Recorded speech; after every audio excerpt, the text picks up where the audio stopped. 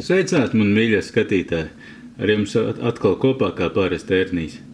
Diemžēl man jāatvainojas tiem cilvēkiem, kur gaida jaunāko Ernija filmu apskatu sēriju, jo šis būs nedaudz savādāks video, diemžēl. Bet arī interesants viņš būs tikpat ļoti, kā mans solītais video apskats, ko es teicu.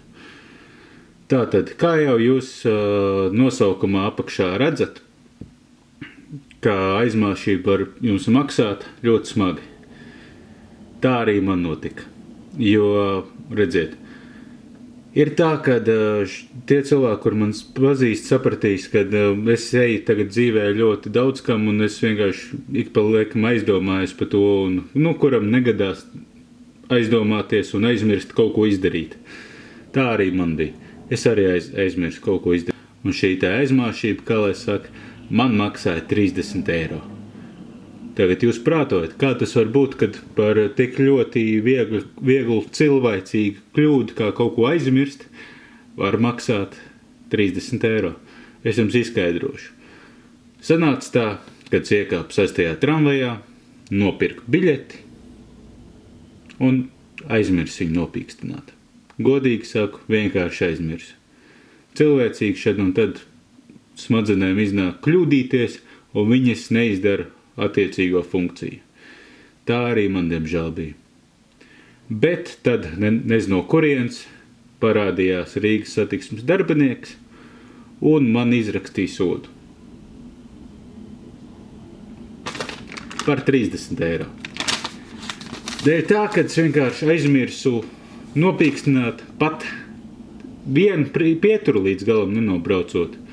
Tas nozīmē tā, ka iekāpu uz sporta namā Daugava, līdz Tallinas ielai es vēl pirku biļeti, bet tad pirms bērnu pasaules man vienkārši saka, ka es esmu, kā lai saka, zaglis vai kaut kas tam līdzīgs, un es vienkārši neesmu samaksājis par savu braucienu.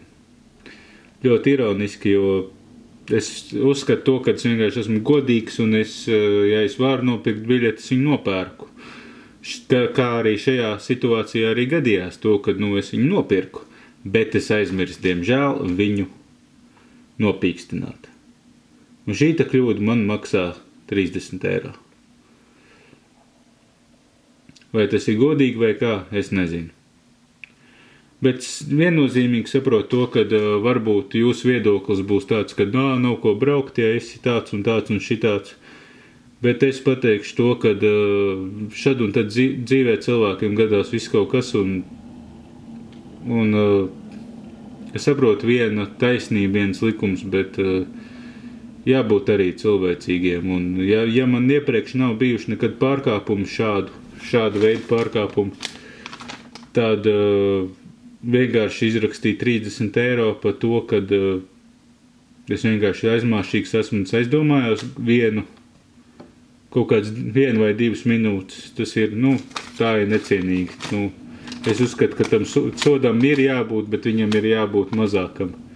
Jo skatoties šajā dokumentā, ko man izrakstīja Rīgas satiksme, šeit var redzēt, kad ir līgumsods, un nomināli šiem līgumsodam ir 5 eiro, 7 eiro, 50 eiro centi, 15 eiro, 30 eiro, 35 eiro, 40 eiro un 50 eiro. Tā kā es uzskatu, ja es esmu pirmreizējs pārkāpējs, tad es uzskatu, ka nevar, cik iznāk 50%, 80% vairāk sastādīts sots būtu nekā ir biļešu vērtība. Tā kā ļoti žēl man tiešām. Protams, es šo sodu samaksāšu. Bet pazīstot mani un zinot mani, jautājums ir, kā es viņu samaksāšu. Protams, zinu, ja jūs esat arī tāds kā es un skatās arī amerikāņu šādas te video, kur cilvēki ir vienkārši nepamatot sodīti pēc viņu domām, tad jūs sapratīsiet, kā es viņu samaksāšu. Bet, protams, es centīšos izmantot šo te adresi, kas šeit ir rakstīts, proti iet uz Kleista ielu 28 Rīgā un centīšos pārsūdzēt šo te sodu.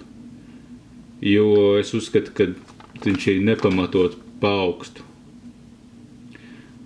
Tā kā jā, atceramies, viens likums, viena taisnība, bet arī jūs dzirdēt manu viedokli, protams, komentāros jūsu viedoklis arī uzklausīšu. Tās jūsu tiesības.